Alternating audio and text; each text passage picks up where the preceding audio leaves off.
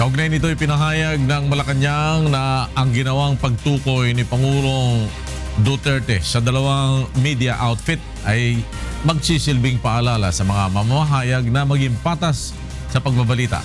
Para sa detalye ng ulat, nasa telepono ang aming correspondent na si Rosalie Cos mula sa Malacanang.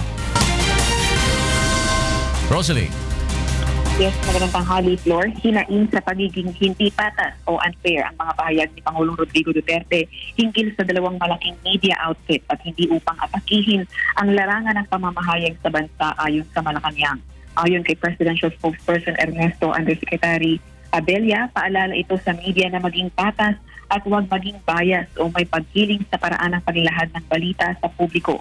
Dagdag pa nito, walang putol si Pangulong Duterte sa pagiging antagonistic o pagiging pasalungat ng media upang masiyasat ang mga pang-aabuso at katiwalian sa pamahalaan.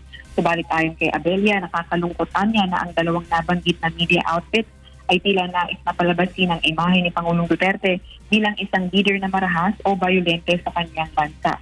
Kahapon sa kanyang talumpati sa mga bagong talagang opisyal ng pamahalaan at mga natatanging Pilipinang negosyante, sinabi rin ni Pangulong Duterte na nais nang magpakadisente at umasal ng nararapat sa abot ng kanyang makakaya. Subalit kailangan ding malaman ng publiko ang katotohanan at maging fair sa paglalahad ng mga ulat. Balik sa iyo, Flor. Rosalie Cos nagulat mula sa Malacanang.